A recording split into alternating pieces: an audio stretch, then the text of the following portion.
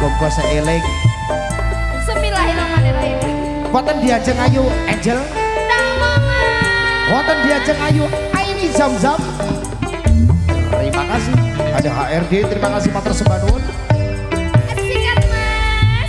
Nelongso rasa rasane Aja nelongso. nangis jroning atiku yen kelingan pandang lan guyumu laras swara gendhing tresno gawe kangen ning atiku tansah eling aku ro sliramu.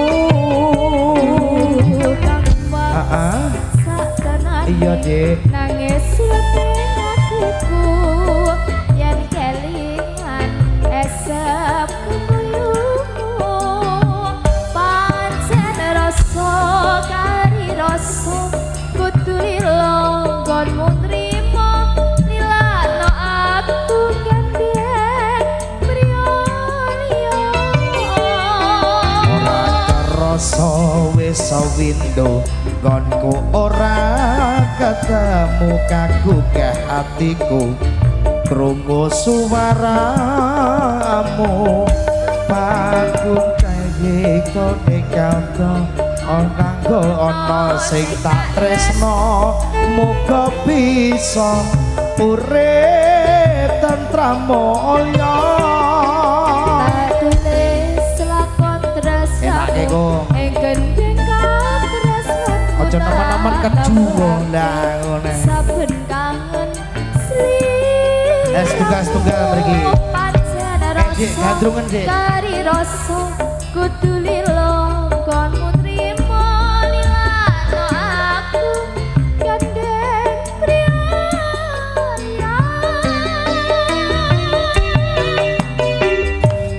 Wuyungku nglayung ngambara ngawang-awang tanpa bisa nyandeng aku mau bisa nyawang tumetes loku mbrebes mili ana pipi apa tresno iki pancen ra kudu duweni.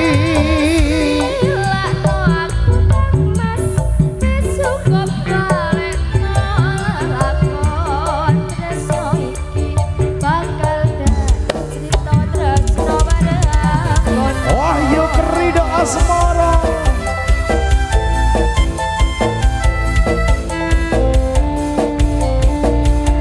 Wonten diajeng ayu Angel. Diajeng ayu Aini Zam-Zam matur sembah nuwun. ARD Prioritas Audio terima kasih. Raga rasa wis sawindo aku krungu swaramu kagugah hatiku krungu suaramu aku nangis dan donga waranggono sing tak tresno muga bisa urip tentrem mulya.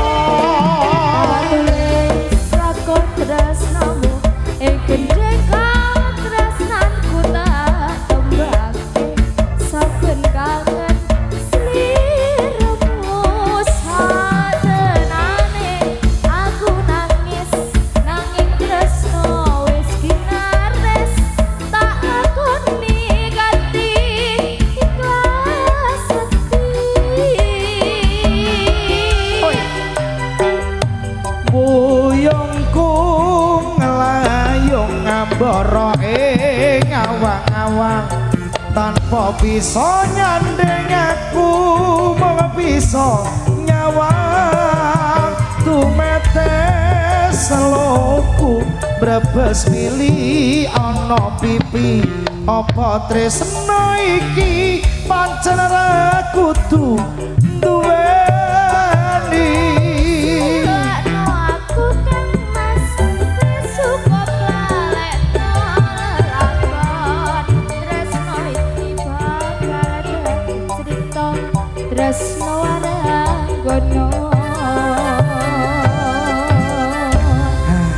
Tresno Maranggono wis dipinakani.